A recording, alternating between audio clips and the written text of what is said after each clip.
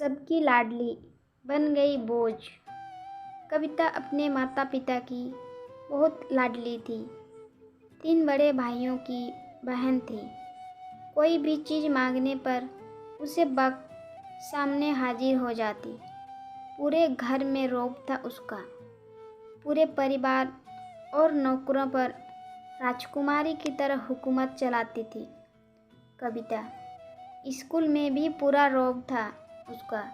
बड़े घर की लाडली जो थी वो ऐसे ही उसने कॉलेज में दाखिला लिया। उसके ठाट बाट बड़ी गाड़ी में आना जाना हर था उसका। पूरे परिवार और नौकरों पर राजकुमारी की तरह हुकूमत चलाती थी कविता। स्कूल में भी पूरा रौब था उसका। बड़े घर की लाडली जो थी वह ऐसे ही उसने कॉलेज में दाखिला लिया। उसके ठाट बाट बड़ी गाड़ी में आना जाना, हर दिन नया फैशन देखकर हर कोई उससे दोस्ती करना चाहता था। थोड़े ही दिनों में उसके बहुत से दोस्त बन गए। पूरे कॉलेज में उसकी अपनी ही एक पहचान थी। एक दिन उसके घर एक रिश्ता आया। खानदानी लोग थे और पापा की पुरानी जान पहचान थी उनके साथ। कविता के साथ कोई ज़बरदस्ती नहीं थी, पर कविता ने फिर भी हाँ कर दी, क्योंकि वह अपने परिवार से बहुत प्यार करती थी। वह जानती थी कि वह लोग उसका अच्छा से सोचेंगे। लड़के का नाम राज था। राज काफ़ी पढ़ा लिखा और समझदार लड़का था। ससुराल वाले भी बहुत अच्छे थे। ससुराल में कविता की जगह वैसी ही थी जैसे कि मायके में। कोई भी कार्य कविता के सलाह के बिना नहीं होता था। सबकी लाडली बहू बन गई थी वह। फिर उसके घर एक बेटे का जन्म हुआ। राहुल कविता को जान से प्यारा था। पोता पाकर ससुराल वालों तो फूले नहीं समाते थे। कविता कभी कभी सोचती कि उसकी किस्मत कितनी अच्छी है। उसका हर अपना उसे कितना प्यार करता है। चाहे जीवन में कैसा भी समय आए, मेरे अपने हमेशा मेरे साथ हैं। मैं कभी अकेले नहीं हो सकती। कितनी खुशकिस्मत हूँ मैं। पर शायद कविता की खुशियों को उसकी अपनी ही नज़र लग गई थी। एक दिन वो मायके जाने की जिद कर बैठी। राज को बहुत काम था, लेकिन वो फिर भी उसे ले गया। रास्ते में उनकी गाड़ी अन्य गाड़ी से टकरा गई। कविता, राज और राहुल बहुत बुरी तरह से जख्मी हो गए। काफ़ी दिनों के इलाज के बाद राज और राहुल तो ठीक हो गए, लेकिन कविता पूरी तरह ठीक ना हो सकी।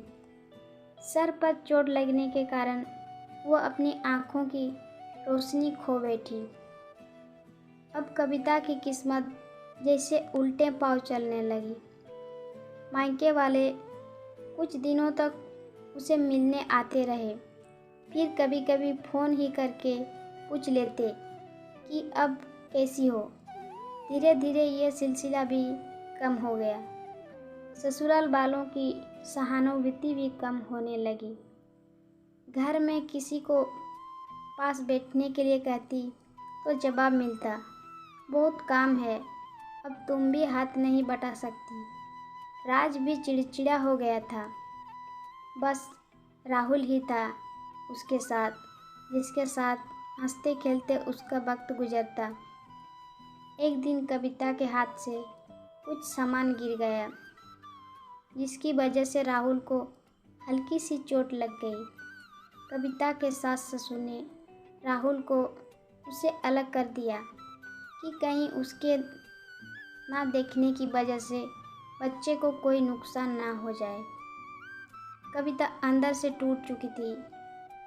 एक दिन उसने सबके सामने मायके जाने की इच्छा रखी, तो राज उसे तुरंत मायके छोड़ आया, जैसे कि वह भी यही चाहता था। लेकिन राहुल को उसके साथ नहीं भेजा गया। कविता कभी राहुल से दूर नहीं रही थी, पर अपनी कमी के कारण उसने ज़्यादा बहस नहीं की। कविता को लगा कि वह 3-4 दिन वहाँ रहेगी तो थोड़ा हवा पानी बदल जाएगा, क्योंकि वह कितने दिनों से कहीं बाहर नहीं गई थी। घर वाले भी इतने दिनों बाद उसे देखकर कितने खुश होंगे। कविता के घर पहुँचने पर सब लोग बहुत खुश हुए। खाने में सब कुछ कविता की पसंद का ही बना था। उसने अपनी मम्मी पापा और भाई भाभीयों से दिल खोल कर बातें की। उनके छोटे छोटे बच्चे भी बुआ के साथ घुल मिल गए थे। रात को सोने के वक्त जब वो कपड़े बदलने लगी तो उसे पता चला कि उसका बैग तो बहुत भारी हुआ था।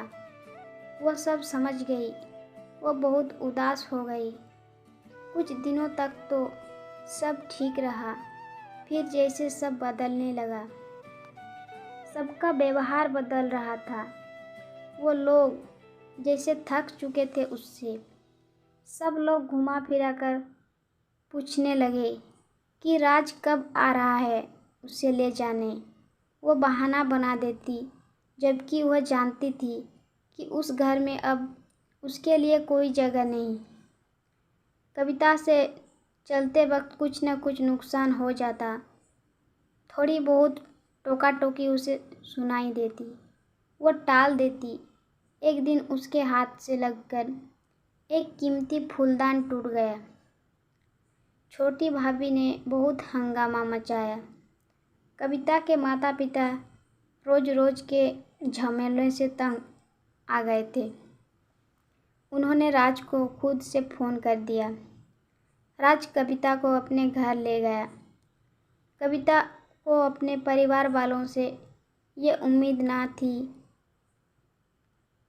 जिस कविता के कहे बिना घर में एक पत्ता भी नहीं हिलता था, उस घर के लिए वह बोझ बन चुकी थी। राज के साथ ससुराल आते वक्त वह बहुत खुश थी, क्योंकि वह अपने घर जा रही थी, अपने जिगर के टुकड़े राहुल के पास। परंतु यह खुशी भी कुछ पल की ही थी। सारा बंदोबस्त पहले ही किया हुआ था। कविता को सीधे ऊपर वाले कमरे में पहुंचा दिया गया। राहुल से दूर रहने की सख्त चेतावनी दी गई। एक कामवाली लता को उसकी जिम्मेदारी सौंपी गई, जो उसके खाने पहनने जैसे ज़रूरतों का ध्यान रखती। कविता ज़्यादातर चुप ही रहती। कभी कभी कामवाली लता से थोड़ा बतिया लेती। उसके जरिए राहुल का पता चल जाता। सबकी लाडली बेटी और बहू सबके लिए लाडली से बोझ बन चुकी थी। तो दोस्तों, इस कहानी से आपको क्या सीख मिलती है, कमेंट करके ज़रूर बताइए। शेयर कीजिए और अगर चैनल में नए हो तो सब्सक्राइब कीजिए।